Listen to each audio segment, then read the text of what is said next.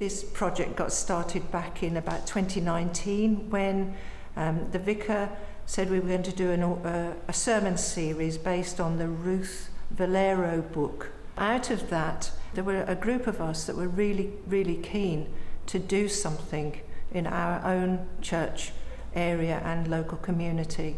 There was just a group of people who followed this through. You know, there's always kind of one group that takes things more on board than others. And other people have joined it and other people have left. And they have between them so much skill, it's incredible. And they've just brought their knowledge to this eco team and have been working through, you know, over the last few years really, right from doing starting with the Bronze Award, or even before that, you know, what can we do as a church, what things do we change in how we use the land, in how we use the buildings, how can we be more environmentally friendly, you know, who's supplying our energy, you know, all those sort of questions, and then kind of getting onto the sort of A Rocha stuff and finding out about the awards was like, well, actually this is a good incentive. We have a lot of craft events with local children during the holidays, and what's called the 11s on Sunday mornings, and we do crafts related to the environment, particularly, you know, plastic waste and the effects that has on the ocean. We put up displays in the church hall highlighting things like waste management, encouraging people to recycle, repurpose, reuse. We have swap tables of food products and toys, etc. frequently. The whole church ethos is to use as much fair trade products as we possibly can, to use eco-friendly toilet rolls. We hire our hall out and we ask all our hall hirers to use our reusable crockery. You know, we've even got a set of stuff for kids' parties that people can reuse. Billy the whale here is a sort of prime example of how we've integrated our worship and teaching with craft activities that we've done with children from the community. So we did a sermon series on Jonah. So he was a perfect visual aid. I think the important thing with this whole award system is that any church can do some of this stuff. You know, it's not just about attaining an award, it's actually about caring for creation, caring for your bit of land, and actually, you know, we talk a lot about, you know, demonstrating God's kingdom. We have put a nature trail which comprises 6 different posts, and it's a combined nature prayer trail. So it's a reflective trail, and it provides information about what we're doing in terms of managing the long grass area, and it also gives examples of various species of plants and birds and butterflies, and also bird song, which may be heard in the churchyard. And the nature trail, as well as providing information, is also part of our way of communicating with the local population, our congregation, and also people who come to the churchyard to visit graves. So the churchyard then was maintained by the local authorities. It's a closed churchyard, which means that they are responsible through an ordering council of about 30 years ago. And they came and they cut the grass and they put weed killer around the path sides and so on.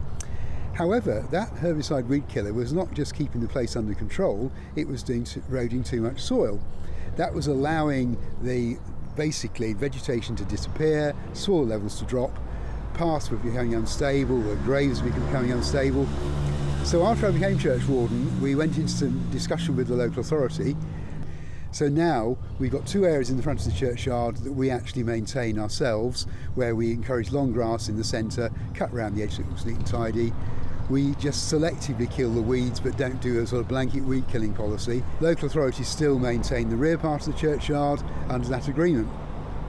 The important thing to note though is the local authority are still legally responsible under that ordering council to maintain the churchyard. We've simply agreed by licence that we will do the practical maintenance. They remain responsible for all the trees and the tree surgery, etc. And if it gets to a point where I no longer want you to mow or other church members don't, we'll go to the local authority and say, look, you need to resume your responsibilities, which means we can decide which areas around the paths we keep short so they look welcoming and tidy, which areas we allow to grow up and seed, when to cut them down as to when things are finished seeding.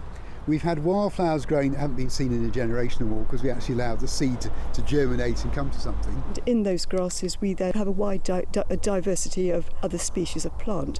For example, oxeye daisies, clover, buttercups, self-heal. And they're also beneficial for pollinators, so for example insects and butterflies. So the butterflies which we have seen have included peacocks, red admirals, small tortoise shells, commas, large whites and small whites, and a brimstone as well. We worked out that there were actually quite a lot of habitats here for various species of animals.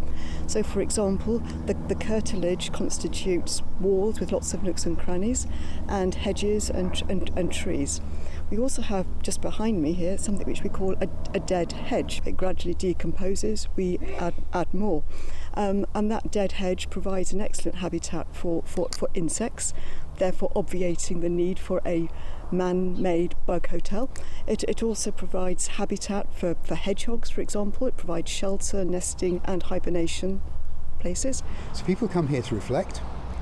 Hopefully we've made a more welcoming area, a more tranquil area, one that looks as if it's actually loved and looked after rather than just basically maintained.